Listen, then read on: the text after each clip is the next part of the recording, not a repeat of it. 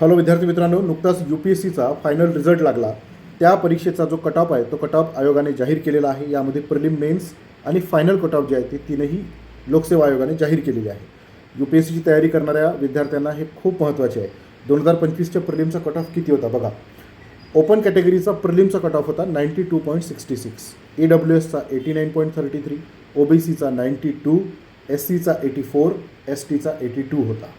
मेन्सचा जो cut off आहे open कॅटेगरीचा तो होता 739 म्हणजे 739, EWS 706, OBC 717, SC 700 आणि ST कॅटेगरीचा होता 694.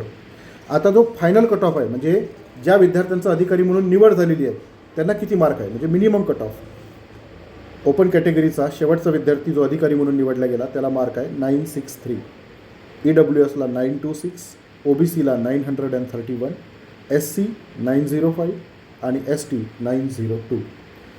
तर विद्यार्थी मित्रांनो, अशा प्रकारे हे जे कट ऑफ आहे ते कट ऑफ लागलेले आहे आणि हे जे कट ऑफ आहे ते जवळपास म्हणजे 50%पेक्षाही खाली आहे.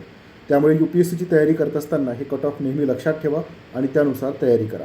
बाकी असेच व्हिडिओ जर तुम्हाला ऐकायचे असेल तर आपल्या चॅनलला नक्की सबस्क्राईब करा आणि व्हिडिओला लाईक करा. धन्यवाद.